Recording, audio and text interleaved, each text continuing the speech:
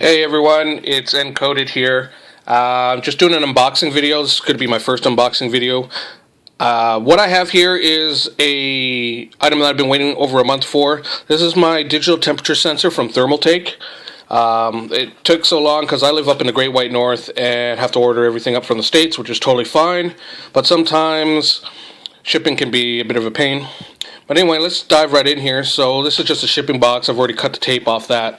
So inside is the new TT Pacific temperature sensor. This is digital, and it's G quarter threaded. And as you can see here, it's got the temperature ranges from 0 to 99 degrees Celsius or 32 to 210 Fahrenheit. Let's just get that out of the packaging there, shipping box. We don't need that. So this is what it is. Stand that up. And first I want to apologize for the quality of this video, but I'm using an old camera phone because my regular camera broke. So I apologize for the quality. May not be as great, but this is what I have to work with. So anyway, here is the item, and let's turn around on the back, see what we can see on the side. On the side is just some product information in multiple languages over here, and then on the back is some specifications and features. We'll get into that a little bit later, but let's dive right in and open this box up. So I got to do all this one-handed while I hold this camera phone here. Not the best way to do it, but I'm giving it a try anyway. So inside here, what do we got in here? Some product packaging material. This one says please read. Something damaged components. We're not going to read that because we already know what we're doing here. And next thing we've got is a product warranty policy. We don't need that. Okay, so this looks like the installation instructions here for the unit. Let's just see if we can unfold that, get a shot of that so you guys can see. Okay, so I have that all opened up over here. Yeah, it looks like it's the instructions.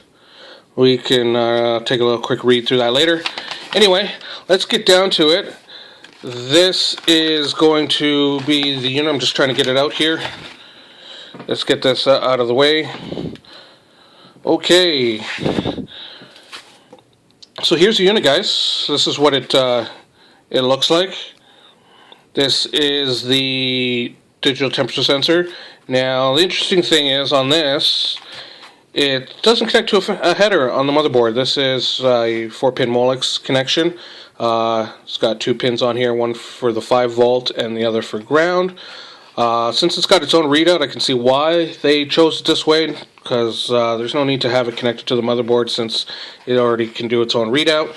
I already have a normal temperature sensor that is connected to a 2-pin header on my motherboard that reads the temperature of my loop. This thing is going to be more for aesthetics, but also for an easy read on my loop, just so that way I can see the temperatures. Now, from what I understand, you can also set an alarm on this thing. You can set a threshold, so that way if it reaches a certain temperature, it will start to beep and warn you that your loop is getting too hot, which could be a good indication and a quick way to know if your pump stopped working, or somehow something is not flowing right in your system and something got too hot. That's an easy way to know that something needs your attention. So let's get this thing out. Let's see what it is. So taking it out of the box, there you go. Got a little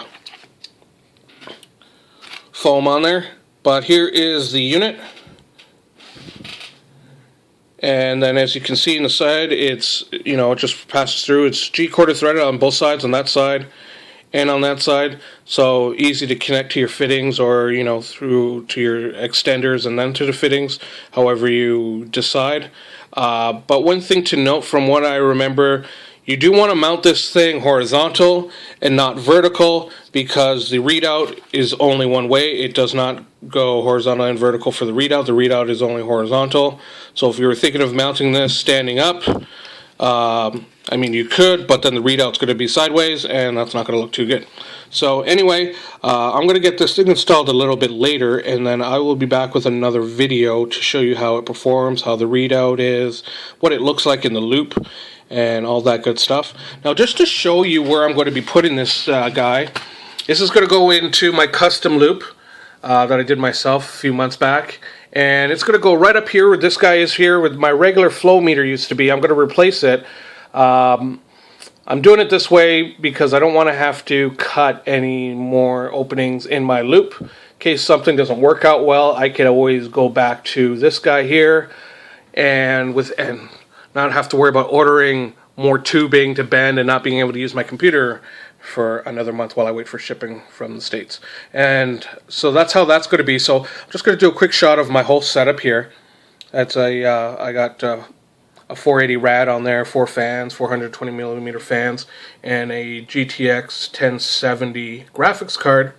And down below that, underneath little baby Groot there, is an LCD, an old tablet of mine that I have, that is running the NZXT Cam software, which is a hardware monitor for those of you that don't know.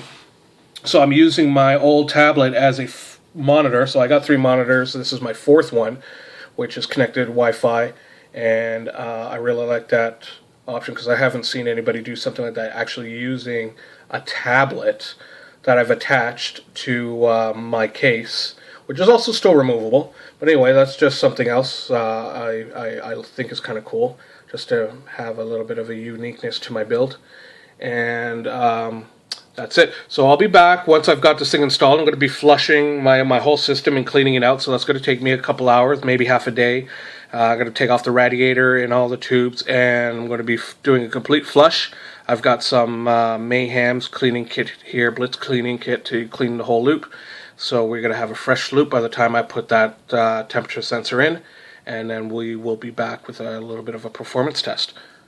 Alright everybody, talk to you later.